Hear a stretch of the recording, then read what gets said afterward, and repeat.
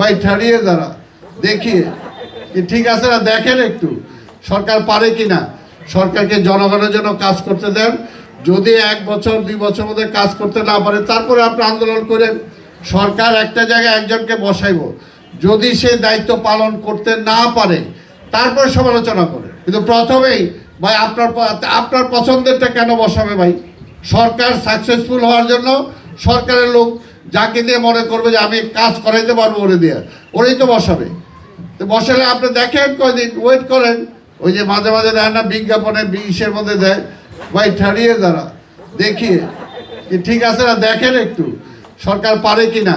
যদি না পারে তারপরে বললেন যে না এটা হয় নাই, এটা আমরা মানি না, এখন থেকেই মানি না। কি মানে না জানি না, তো এইটা তো বলে লাভ নাই। একটু সময় দেন, এবং 2 বছর মিনিমাম সময় দেন। আল্লাহর রাস্তায় দেশটাকে বিল্ড আপ করতে হবে। তারেক রহমান মাননীয় প্রধানমন্ত্রী যেভাবে কাজ করতেছে দেখছেন, আস্তে আস্তে অনেক কিছু পাল্টাই দিতেছে।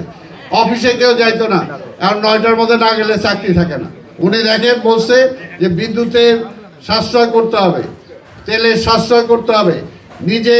নিজে দেখেন নিজের অফিসে এসিটা চালান না, অর্থাৎ এগুলো দেখাচ্ছেন তিনি। নিজের সরকারি যতটুকু সুযোগ সুবিধা আছে নিচ্ছেন না।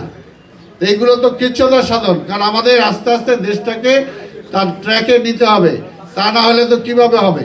তো সেটার জন্য আপনারা একটু সহযোগিতা আমরা বলবো সকল রাজনৈতিক দল, সকল দল মত পেশার কাছে, অন্তত আমি একজন এই দেশের নাগরিক হিসাবে বলবো আপনারা আল্লাহর রাস্তায় একটু সময় দেন সরকারকে জনগণের জন্য কাজ করতে দেন। যদি 1 বছর 2 বছর মধ্যে কাজ করতে না পারে তারপরে আপনি আন্দোলন করেন।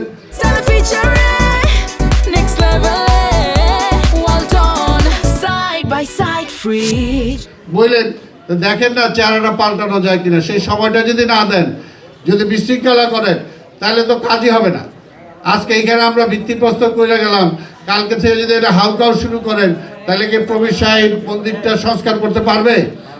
পারবে না। তো সেটার জন্য পরিবেশটা দরকার। তো জনগণকেও বলবো আল্লাহর রাস্তায় যারা এই ধরনের কিছু বলবে তাদের ডাকে সাড়া দিয়েন না, একটু যাতে দেশটাকে পুনর্গঠন করা যায় সেই সুযোগটা দেন।